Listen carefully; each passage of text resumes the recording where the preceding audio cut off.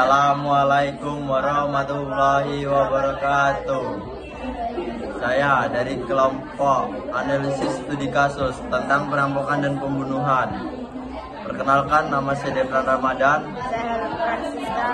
Di sini kami akan mempresentasikan hasil kerja diskusi kami. Yang pertama, bagaimana awal mula terjadinya kasus tersebut?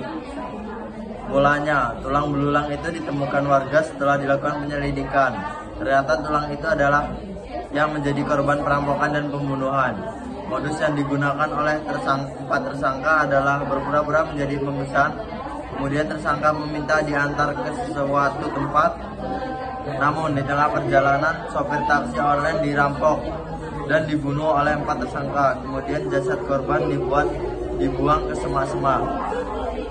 Yang B, siapa saja yang terlibat dalam kasus tersebut? Yang terlibat dalam kasus tersebut ada korban pembunuhan, pelaku, dan Direktorat Reserse Kriminal Umum atau Ditreskriminum. C, menurut kalian siapa atau apa yang menjadi sumber masalah dalam kasus tersebut? Kasus perampokan disertai pembunuhan menghantui sopir truk taksi online. Kasus tersebut makin terus terjadi hingga menimbulkan korban jiwa. Pembunuhan dan perampokan dalam dua kasus itu, modus yang digunakan para tersangka yaitu pura-pura menjadi pemesan. Selanjutnya, tersangka minta diantar ke suatu tempat. Di tengah perjalanan, sopir taksi dibunuh oleh empat tersangka. B, menurut kalian siapa yang dapat berperan untuk memproses kasus tersebut secara tepat? Pihak kepolisian. Yang E, apa komentar atau kritik, saran, ini apa?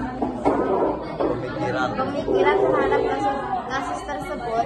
Dari kasus ini, pelanggaran sila pertama, kita sebagai manusia harus menghargai setiap ciptaannya.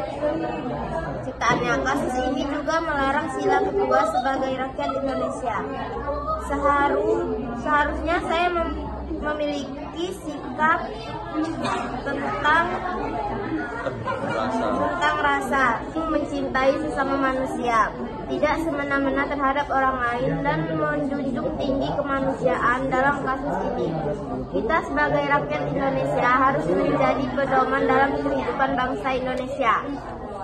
Sekian presentasi hasil diskusi kami akhiri. Wassalamualaikum warahmatullahi wabarakatuh.